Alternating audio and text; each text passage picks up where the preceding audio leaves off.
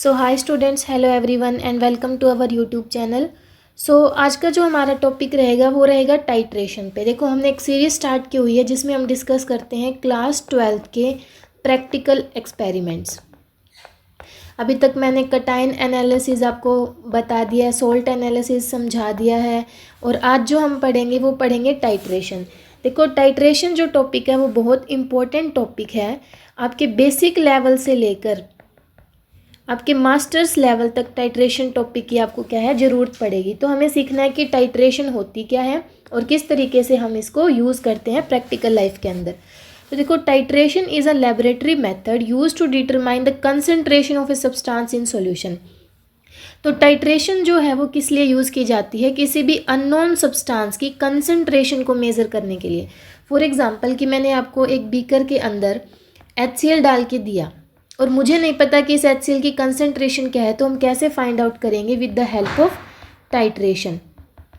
So titration is just used to determine the concentration of a substance in a solution. This is achieved by gradually adding a solution of known concentration to a solution of known volume of the solution being analyzed until the reaction reaches the and point. तो देखो, titration का जो method है वो किस चीज़ पे based है कि हम फॉर एग्जांपल मैंने यहाँ पे कोई नॉन कंसंट्रेशन ली है, नॉन की हेल्प से हमें अननोन की कंसंट्रेशन को मेज़र करना है। तो इस कंसंट्रेशन के अंदर ये जो नॉन सब्सटेंस है इसके अंदर हम ऐड करेंगे हमारा अननोन, और जब तक ऐड करते रहेंगे तब तक कोई भी एंड पॉइंट ना आ जाए।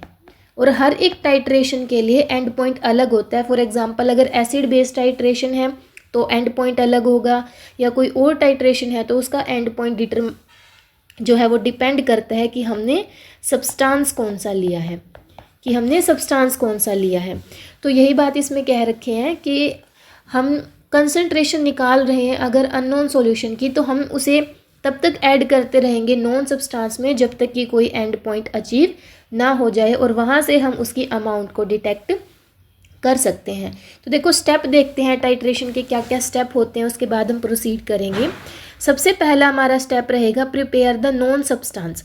देखो, अभी मैंने बताया कि नॉन की हेल्प से हम अननोन की टाइट्रेशन को मेज़र करते हैं, ठीक है। तो सबसे पहले हमें नॉन सब्सटेंस ही प्रिपेयर करना पड़ेगा जिसकी कंसंट्रेशन हमें ऑलरेडी पता हो।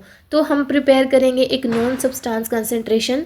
जैसे for example acid base titration है, मुझे बेस की कंसंट्रेशन को फाइंड आउट करना है, तो जो मैं एसिड लूँगी वो नॉन होगा। फॉर एग्जांपल M/20 मोलैरिटी का है, तो मुझे वो प्रिपेयर करना पड़ेगा। देन उसके बाद हम उसके अंदर ऐड करेंगे इंडिकेटर, बिकॉज इंडिकेटर वो सब्सटेंस है जो डिटेक्ट करते हैं एंड पॉइंट को, डिटरमाइन जो करते हैं एंड पॉइंट को। अभी मैं ये समझाऊंगी आपको किस तरीके से एसिड बेस्ड टाइट्रेशन को लेके। Now add the non substance. अब ये प्रिपेयर हो चुका है प्रॉपर, ये मेरा नॉन सब्सटेंस है, इसके अंदर मैंने नॉन सब्सटेंस डाला, साथ में इंडिकेटर डाला। अब यहाँ से हम इसके अंदर डालेंगे ड्रॉप वाइज अननोन सब्सटेंस। बस ये चीज़ ध्यान रखनी है कि ड्रॉप वाइज ऐड करना है।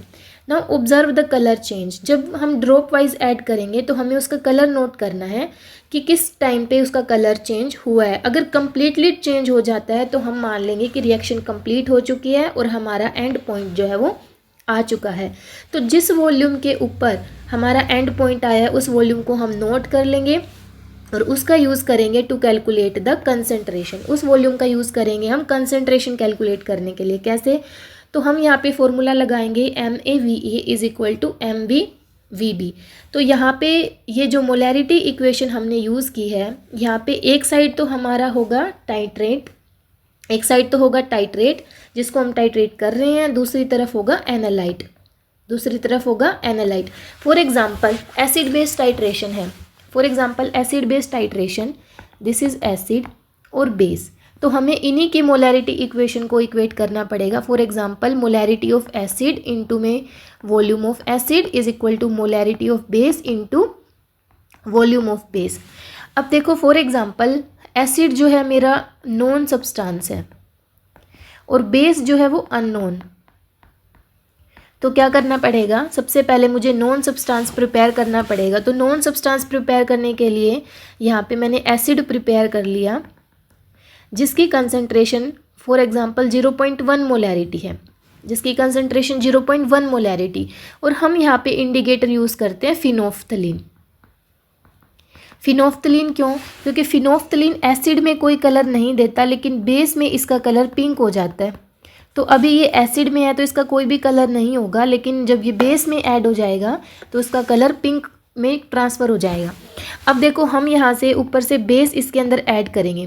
फॉर एग्ज़ाम्पल मैंने 10 ml तक बेस इसके अंदर ऐड कर दिया, लेकिन फिर भी कोई कलर चेंज नहीं आया। लेकिन 11 ml डालने से या फिर 12 ml डालने से फिनोफ्थलीन का कलर पिंक में कन्वर्ट हो चुका है। तो that means this is our volume, कि 12 ml डालने से कलर चेंज हुआ है। दैट मीन्स हमारा एंड पॉइंट 12 ml पे आया है, तो हम इसका यूज़ करेंगे।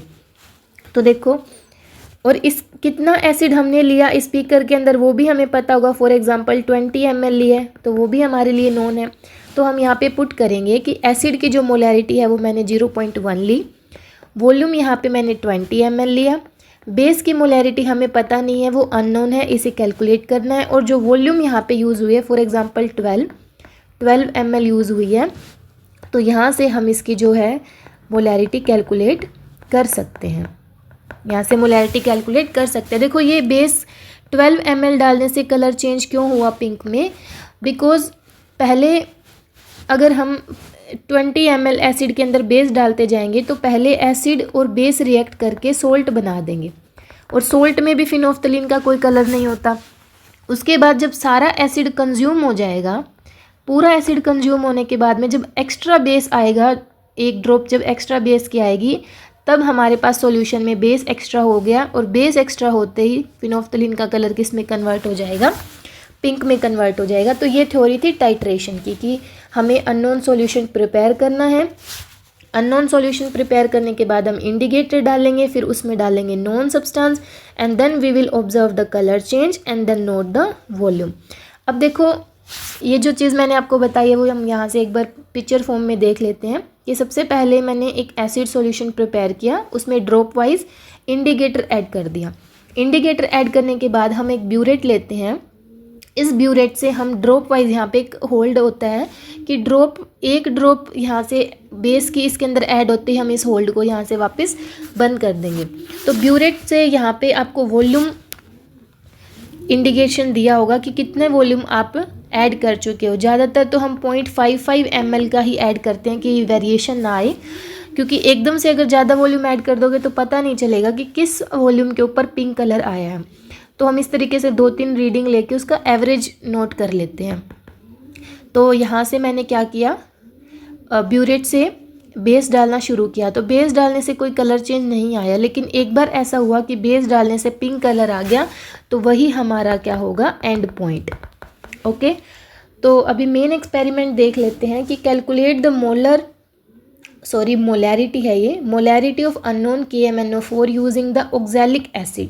देखो, अब हमारा जो अननोन सॉल्यूशन है वो KMnO4 है, और हमें ऑक्सैलिक एसिड की हेल्प से इसकी मोलैरिटी को कैलकुलेट करना है। तो सबसे पहले इसकी बेसिक थ्योरी देख लेते हैं कि जो KMnO4 है वो एक ऑक्सीडाइजिंग एजेंट है, और जो वर्क करता है एसिडिक मीडियम में।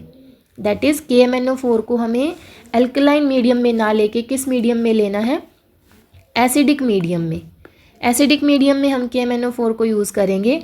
तो जो रिएक्शन वहाँ पे होती है वो क्या होती है कि जो MnO4 है वो ऑलरेडी पिंक कलर का होता है, और एसिडिक मीडियम में इसका ऑक्सीडेशन होने के कारण ये Mn +2 में चला जाता है, और +2 में जाने से ये हो जाता है कलरलेस।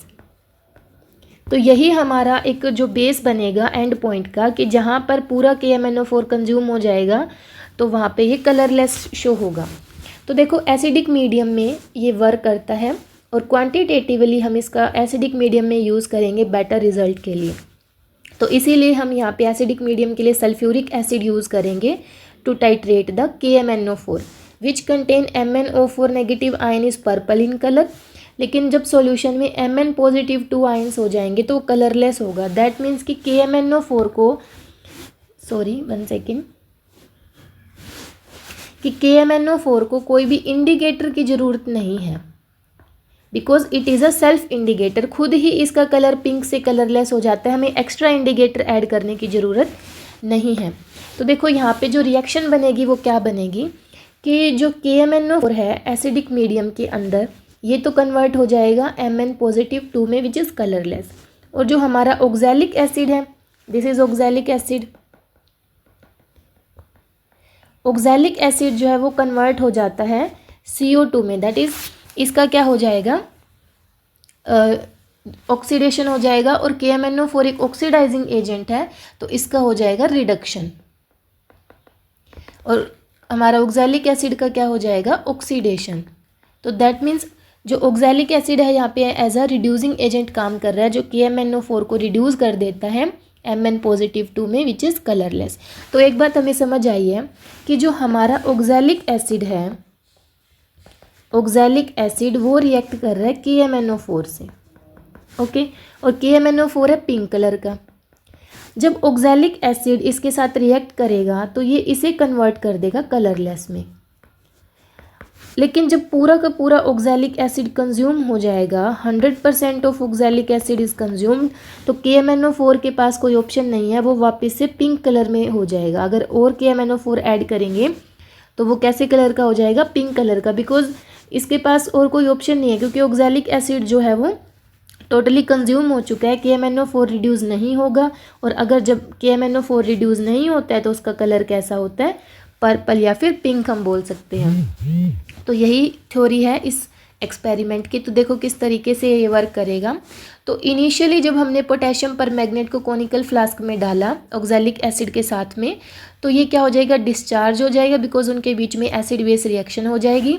और वो सॉल्यूशन कैसा रहेगा, कलरलेस रहेगा, बिकॉज ऑक्सैलिक एसिड ने उस KMnO4 को Mn+2 में कन्वर्ट कर दिया है और विच इज़ कलरलेस। लेकिन जब पूरा ऑक्सैलिक एसिड कंज्यूम हो जाएगा, फॉर एग्जांपल मैंने 20 ml ऑक्सैलिक एसिड लिया है, वो भी 1/50 मोलर का या फिर 1/20 मोलर का, तो जब पूरा का पूरा 20 ml कंज्यूम हो जाएगा तो KMnO4 किस कलर का हो जाएगा, पिंक इन कलर। और वही पिंक कलर हमारा क्या डिटरमाइन करता है, हमारा end point, this is our and point. तो इस तरीके से ये वर्क करता है पूरा एक्सपेरिमेंट। तो देखो सबसे पहले मैंने क्या लिया, पिपेट के अंदर वॉल्यूम ले ली 20 ml, ओके। सबसे पहले हमने वॉल्यूम ली 20 ml बीकर के अंदर ऑक्सैलिक एसिड की। फिर हमने वॉल्यूम ली ब्यूरेट में, सबसे पहले 0 रीडिंग थी, फिर 19.5 पे हमारा एंड पॉइंट आ गया कि KMnO4 पिंक कलर का हो गया। सिमिलरली सेकंड टाइम नोट किया, थर्ड टाइम नोट किया, क्योंकि हम 3 रीडिंग इसलिए लेते हैं क्योंकि बेटर रिजल्ट आए, कोई भी वहाँ पे मिसकंसेप्शन ना रहे। तो एवरेज अगर हम लेते हैं तो 19.3 पे KMnO4 जो है पूरा का पूरा रिड्यूस हो जाता है। फिर अगर एक्स्ट्रा KMnO4 डालोगे तो वो पर्पल कलर का हो जाएगा। तो देखो कैलकुलेशन, अब फिर से हमें वही इक्वेशन लगानी है, M1V1 is equal to M2V2। अब यहाँ पे MK लिख देते हैं KMnO4 के लिए, और ये हो जाएगा ऑक्सैलिक एसिड के लिए। तो देखो यहाँ पे सिर्फ ये इक्वेशन लगाने के लिए आपको यहाँ पे साथ में कितने मोल्स या फिर कितने नंबर ऑफ़ इलेक्ट्रॉन्स का चेंज आया वो भी लिखना पड़ेगा, कितने नंबर ऑफ़ इलेक्ट्रॉन्स का चेंज आया। देखो एसिड बेस टाइट्रेशन में मैंने यहाँ पे इस तरीके से लिखा था, तो M1V1 is equal to M2V2। अगर हम यहाँ पे HCl एंड NaOH लेते हैं तो दोनों के ही एक एक चेंज आता है, ये भी 1 पॉजिटिव देगा और ये भी OH नेगेटिव एक ही देगा, एक इलेक्ट्रॉन का चेंज आ रहा है। लेकिन अगर ज़्यादा इलेक्ट्रॉन्स का चेंज है तो हमें वो मेंशन करना पड़ेगा। तो यहाँ पे आप देख सकते हो इस इक्वेशन के अंदर कि KMnO4 जब चेंज हो रहा है Mn+2 में तो 5 इलेक्ट्रॉन्स का चेंज आ रहा है, और ऑक्सैलिक एसिड जब ऑक्सीडाइज हो रहा है तो 2 इलेक्ट्रॉन का चेंज आ रहा है। तो वही 5 इलेक्ट्रॉन्स और 2 इलेक्ट्रॉन हम यहाँ पे मेंशन कर देंगे।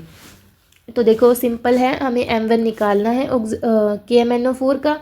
यहाँ पे 2 इंटू में ऑक्सैलिक एसिड इन्होंने लिया है 1/20, आप 1/50 भी ले सकते हो, 1/40 भी ले सकते हो, कितना भी, इंटू ऑक्सैलिक एसिड हमने लिया 20 डिवाइड बाय दिस इज़ 5, और कितना वॉल्यूम जो है कंज्यूम हुआ KMnO4 का, दिस इज़ 19.3। तो यहाँ से आप कैलकुलेट कर सकते हो। तो this is all about the experiment, that is calculate the molarity of unknown KMnO4 using oxalic acid. देखो अभी आपको KMnO4 दिया है ऑक्सैलिक एसिड के अगेंस्ट, आपको यहाँ पर मोहर सोल्ट भी दिया जा सकता है, मोहर सोल्ट।